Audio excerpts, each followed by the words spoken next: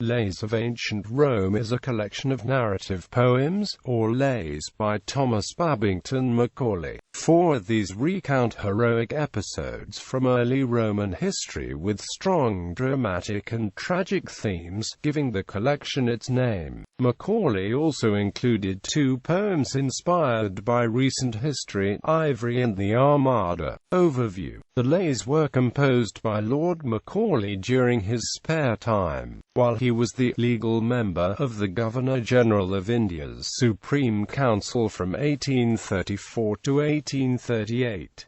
He later wrote of them, "The plan occurred to me in the jungle at the foot of the Nilgiri hills, and most of the verses were made during a dreary sojourn at Tutankhamun, and a disagreeable voyage in the Bay of Bengal." The Roman ballads are preceded by brief introductions, discussing the legends from a scholarly perspective. Macaulay explains that his intention was to write poems resembling those that might have been sung in ancient times. The lays were first published by Longman in 1842, at the beginning of the Victorian era. They became immensely popular, and were a regular subject of recitation, then a common pastime. The lays were standard reading in British public schools for more than a century. Winston Churchill memorized them while at Harrow School, in order to show that he was capable of mental prodigies, notwithstanding his lackluster academic performance.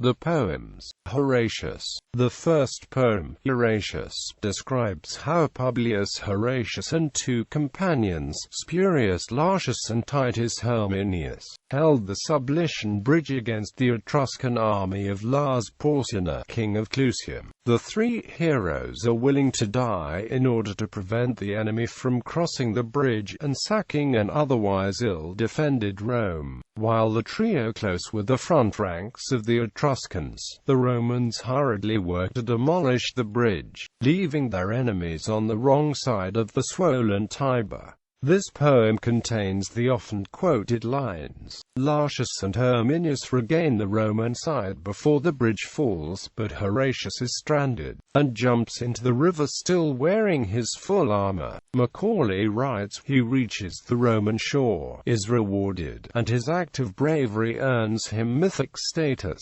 The Battle of Lake Regillus. This poem celebrates the Roman victory over the Latin League at the Battle of Lake Regillus. Several years after the retreat of Porsena, Rome was threatened by a Latin army led by the deposed Roman king, Lucius Tarquinius Superbus, together with his son, Titus Tarquinius, and his son-in-law, Octavius Mamilius, Prince of Tusculum. The fighting described by Macaulay is fierce and bloody, and the outcome is only decided when the twinned gods Castor and Pollux descend to the battlefield on the side of Rome. This poem includes a number of finely described single combats, in conscious imitation of Homer's Iliad. Virginia. This poem describes the tragedy of Virginia, the only daughter of Virginius, a poor Roman farmer. The wicked Appius Claudius, a member of one of Rome's most noble patrician families, and head of the College of Decemvirs, desires the beautiful and virtuous Virginia. He initiates legal proceedings, claiming Virginia as his runaway slave, knowing that his claim will be endorsed by the corrupt magistracy over which he and his cronies preside.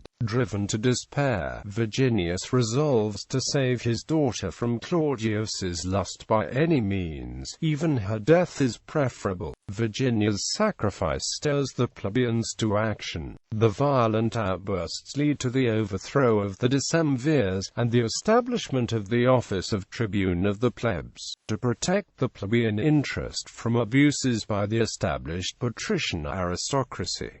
The prophecy of Capys. When Romulus and Remus arrive in triumph at the house of the grandfather Capys, the blind old man enters a prophetic trance. He foretells the future greatness of Romulus's descendants, and their ultimate victory over their enemies in the Pyrrhic and Punic Wars. Ivry, a song of the Huguenots. Originally composed in 1824, Ivry celebrates a battle won by Henry IV of France and his Huguenot forces over the Catholic League in 1590.